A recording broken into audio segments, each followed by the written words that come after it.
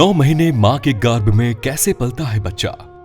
मित्रों, गरुड़ पुराण में भगवान विष्णु ने पक्षीराज गरुड़ को जीवन मृत्यु, स्वर्ग नरक, पाप पुण्य, मोक्ष पाने के उपाय आदि के बारे में बताया है।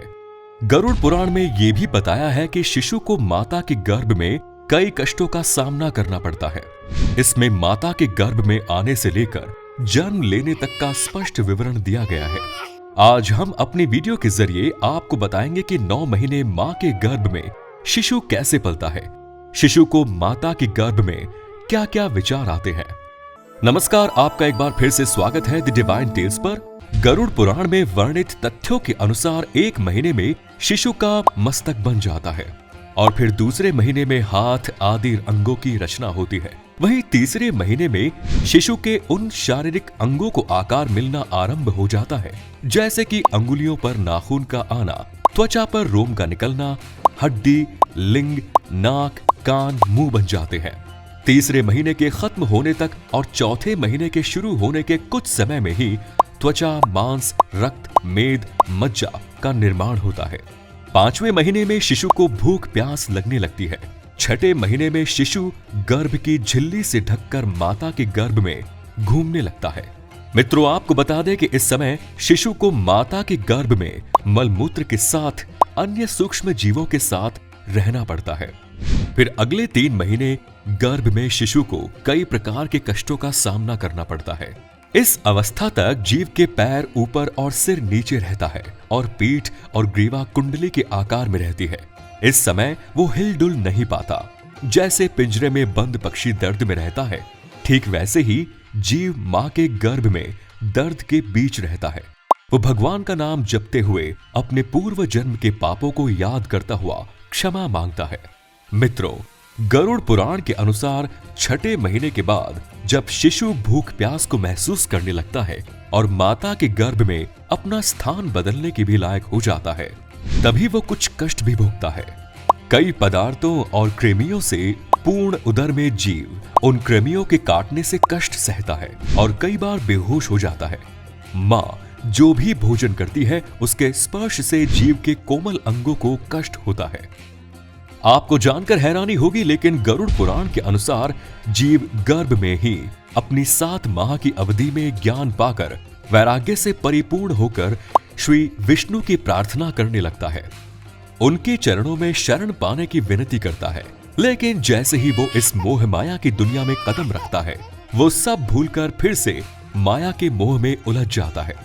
माता के गर्भ में पल रहा शिशु जैसे ही अपने 7वें महीने में आता है, उसे ज्ञान की प्राप्ति हो जाती है। तभी ऐसा माना गया है कि वो अपनी भावनाओं के बारे में सोचता है। उस समय शिशु ये सोचता है कि अभी तो मैं बेहद कष्टों में हूं, लेकिन जैसे ही मैं इस गर्भ से बाहर जाऊंगा तो ईश्वर को भूल जाऊंगा। गरुड़ पुराण के अनुसार फिर माता के गर्भ में पल रहा शिशु भगवान से कहता है कि मैं इस गर्भ से अलग होने की इच्छा नहीं करता, क्योंकि बाहर जाने से पाप कर्म करने पड़ते हैं, जिससे नरक की प्राप्ति होती है। माता के गर्भ में पूरे 9 महीने शिशु भगवान से प्रार्थना ही करता है।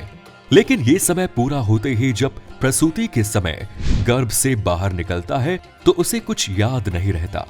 साइंस के अनुसार मां के गर्भ से बाहर आने वाले शिशु को काफी पीड़ा का सामना करना पड़ता है, जिस कारण उसके मस्तिष्क पर काफी जोर पड़ता है। शायद यही कारण है कि उसे कुछ भी याद नहीं रहता। आपको बता दें, गरुड़ पुराण के धर्म कांड के प्रेत कल्प अध्याय में पक्षीराज गरुड़ जब भगवान विष्णु से पूछते हैं कि हे प्रभु, जब कोई आत्मा दूसरा शरीर धारण करने से पहले अपनी मां के गर्भ में होता है तो वो कैसा महसूस करता है, कृपया मुझे विस्तार से बताइए। तब भगवान विष्णु गरुड़ से कहते हैं कि हे गरुड़, गर्भस्थ जीव को अपने पूर्वजों का ज्ञान रहता है। वो वहां स्मरण करता है कि आयु के समाप्त होने पर शरीर का परित्याग करके अब मैं मलादी में रहने वाले छोटे छोटे कृमि या कीटाणुओं की एक विशेष योनि में स्थित हूं। पहले मैं सरक कर चलने वाले सर्पादी की योनि में पहुंचा, फिर मच्छर हो गया, उसके बाद 4 पैरों वाला अभ्र या वृषक नामक पशु बन गया था। इस प्रकार गर्भ में रहते हुए उस जीवात्मा को पूर्ण ज्ञान रहता है, किंतु उत्पन्न होते ही वो तत्काल उसे भूल जाता है। उसे याद आता है कि मैं दूसरे को चलने का विचार करता रहा। मैंने शरीर की रक्षा के लिए धर्म का परित्याग करके द्यूत, छल कपट और चोर वृत्ति का आश्रय लिया। तो मित्रों, आपने देखा मां की कोख में 9 महीने शिशु कैसे रहता है और वहां उसके साथ क्या क्या होता है। तो मित्रों, आज के वीडियो में बस इतना ही। वीडियो पसंद आए तो इसे लाइक और शेयर अवश्य करें। इसी के साथ अब मुझे दे इजाजत। मैं फिर लौटूंगा ऐसे ही कुछ और ज्ञानवर्धक वीडियोस के साथ। तब तक के लिए देखते रहिए अपना YouTube channel The Divine Tales. धन्यवाद।